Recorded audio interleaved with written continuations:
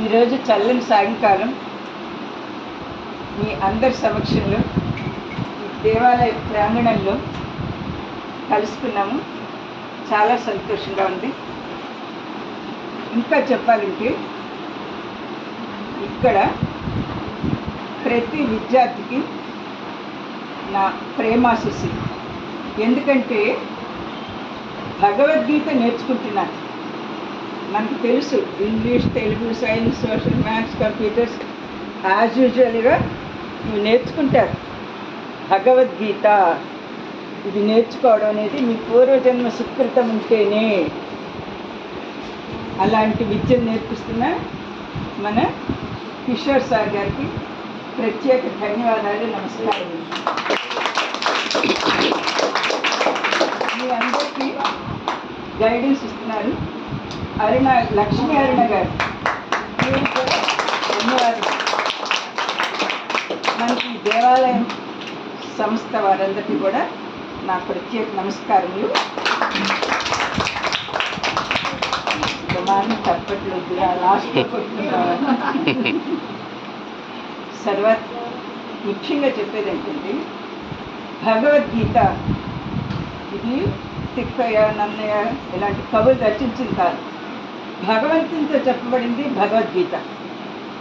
ఇది సామాన్యమైన విద్య కాదు, వేద విద్య.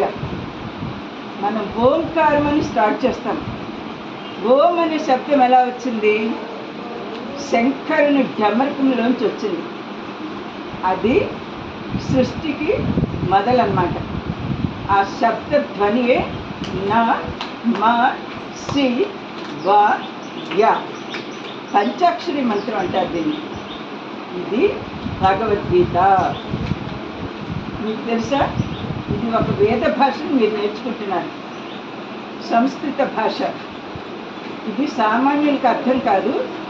ఎన్నో జన్మల పూర్వజన్మ సుకృతి ఉన్న వాళ్ళే భగవద్గీత పుస్తకాన్ని ఇలా ఓపెన్ చేస్తారు.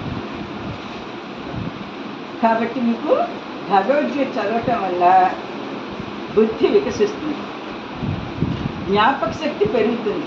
ప్రతి విద్యార్థికి వినాలి ఇక్కడ.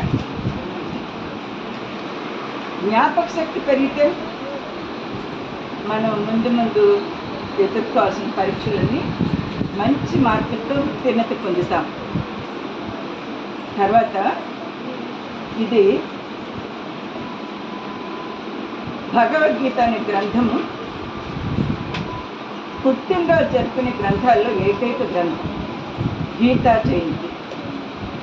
తెలుసు కదా మీకు? గీతా జయంతి అనేది మనం సెలబ్రేట్ చేసుకుంటాం. ఆ రోజు కాంపిటీషన్స్ కూడా పెట్టుకుంటాం. ఇంకా చెప్పాలంటే 18 అధ్యాయాలు ఉన్నాయి, 700 శ్లోకాలు ఉన్నాయి. ఈ గీత జ్ఞానం నేర్చుకున్న వాళ్ళకి సమాజంలో మంచి పౌరులుగా తీర్చిదిద్దబడ్డారు.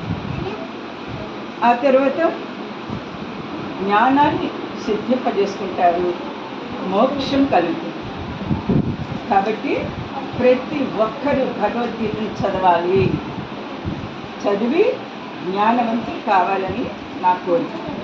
ఈ అవకాశం ఇచ్చిన సార్ గారికి ధన్యవాదాలు తెలుసుకుంటూ